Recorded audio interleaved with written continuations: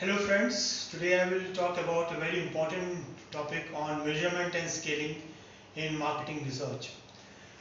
Marketing measurement and scaling is a very important topic because normally students get confusion in measurement and scaling apart from questionnaire design and data analysis. Why I have picked up this topic because this and while doing analysis people do normally get confused with what kind of scale they normally use, what to pick up while designing a questionnaire design. In theoretical classes, people normally study questionnaire designing, then measurement scaling, and then data analysis. In real life, that's not the way you normally do. It's the opposite what you normally do. So I'm going to advise you please, when in real life, when you plan a research methodology, please plan it other way around. That is, whenever you're going to prepare any research proposal, first plan your data analysis plan. That is, whether you want to plan univariate analysis, bivariate analysis, or multivariate analysis. Then based on that, you pick up your scales which you want to use in your questionnaire. Based on which you're going to design your questionnaire, the scales which you're going to pick up. So based on the scales, you design your questionnaire. But when you study in your classrooms, you go other way around. That's what you normally do in a particular theoretical classroom. But in a real life, this is what you normally plan. You always design your data analysis plan first. Based on data analysis plan, you plan your scales and your questionnaire. I give an example. Say for example in marketing, I want to decide, first of all my objective is to segment people in any market. You know that for segmentation, one of the basic technique is cluster analysis. Cluster analysis is the right technique and appropriate technique to cluster and classify people. So I know that my data analysis plan is to use segmentation to classify people. Now for that, I must know what kind of scales are suitable for what kind of analysis. So I know what kind of scales should be suitable. So accordingly, I will design questionnaire for me. So while designing my questionnaire, first I have already identified my questionnaire, my analysis plan. I already identified my kind of scales. Based on that, I have decided my type of question in my questionnaire, so that I do not have to go back to the respondent again to pick up the same responses again. This is what the right kind of approach which you normally have to adapt. Now let me get further into the difference, talking about the difference between what do you mean by measurement and scaling. My today's topic primarily is the difference between what is measurement and scaling and what going further into scaling.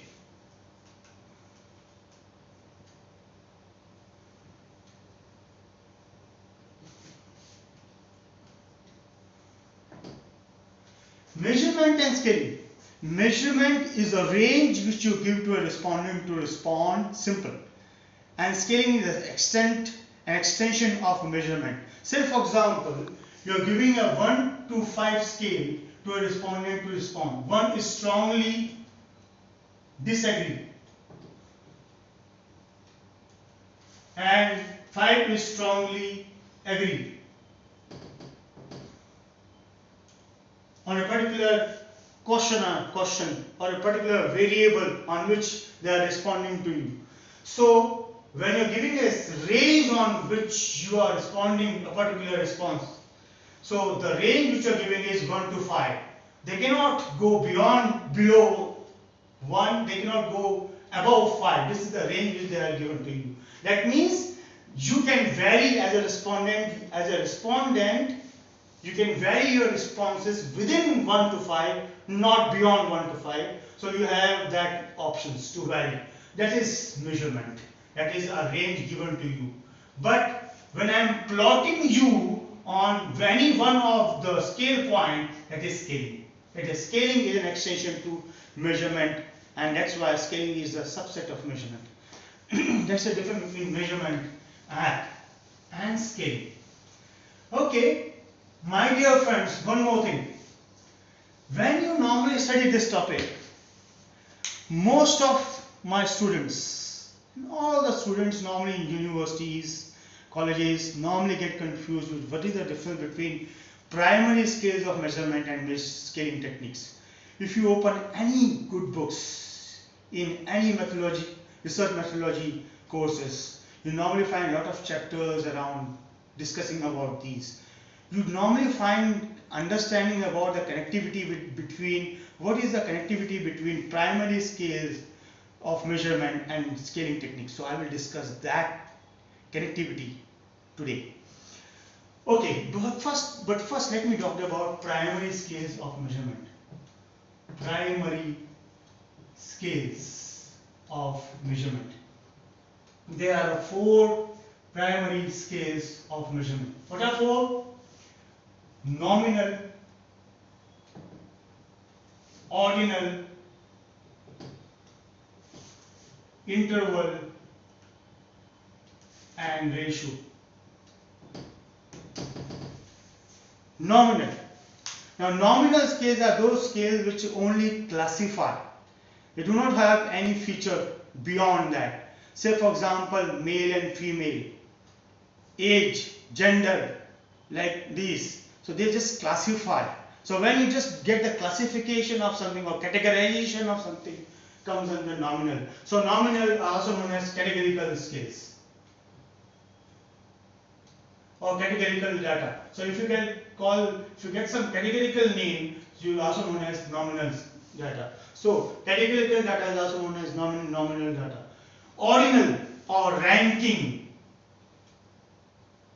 data, where normally not only you get classification, but also at what degree of classification you normally get, at what extent that content is being given to a particular characteristics. Say, for example, a race is going on. Okay, somebody stood first, somebody stood second, somebody stood third.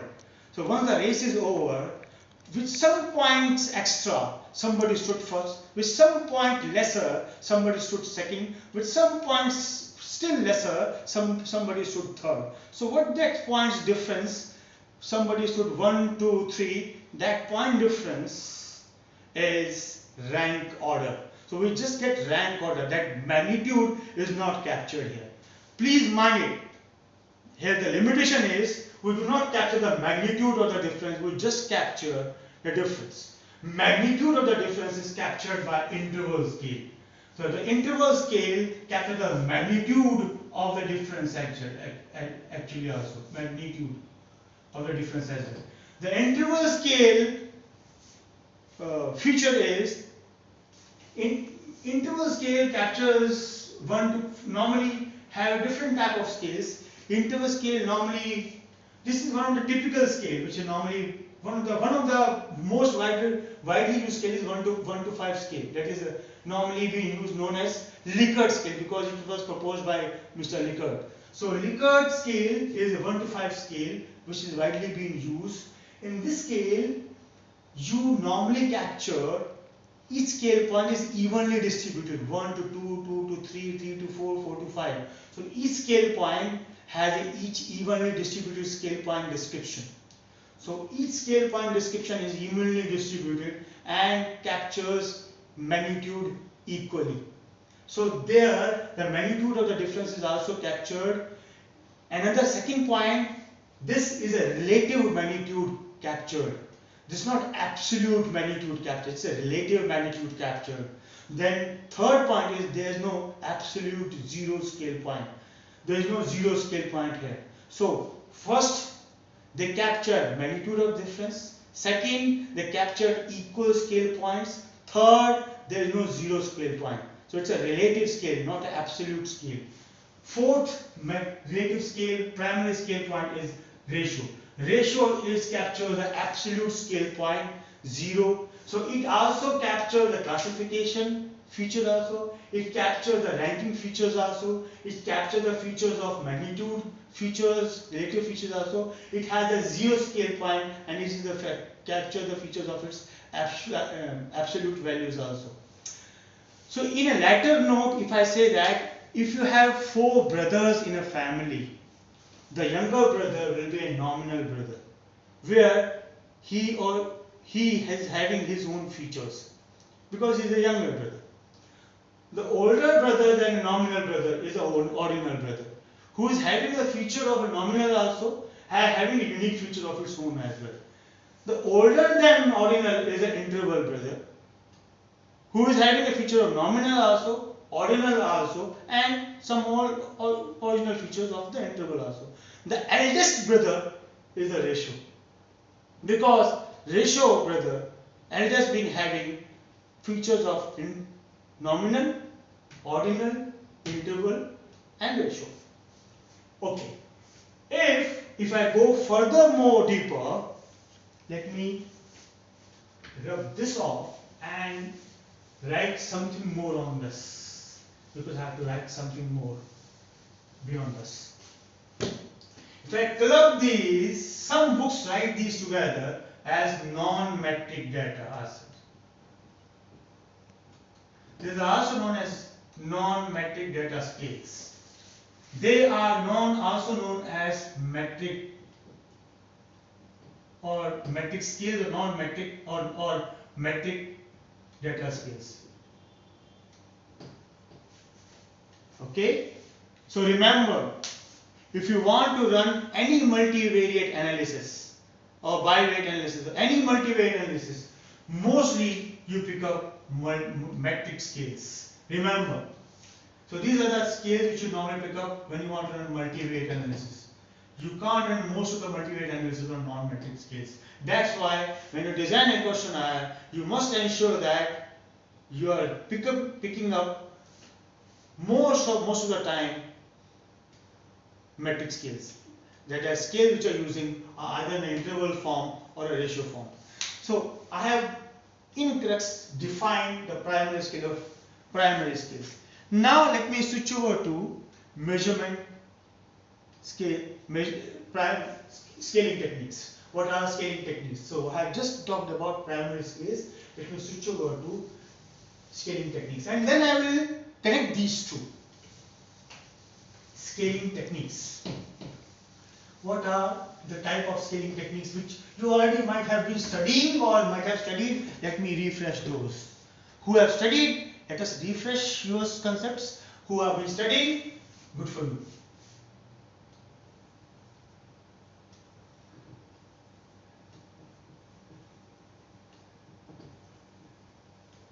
Scaling techniques. There are two kinds of scaling techniques. Comparative scales and non-comparative scales. They've been called as comparative scales are of various types. Paired comparison,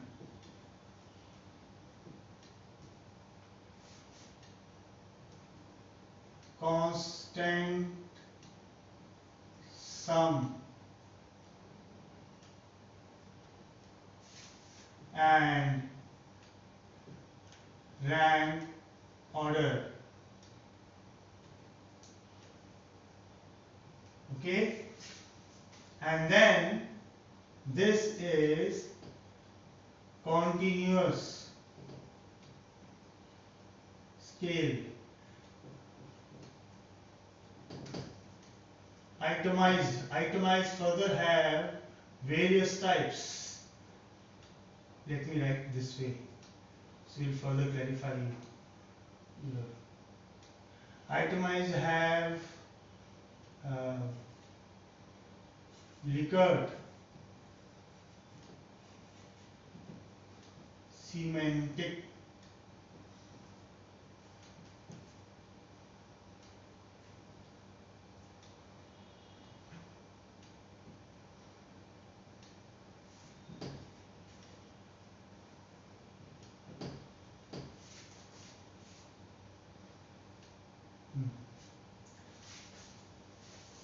and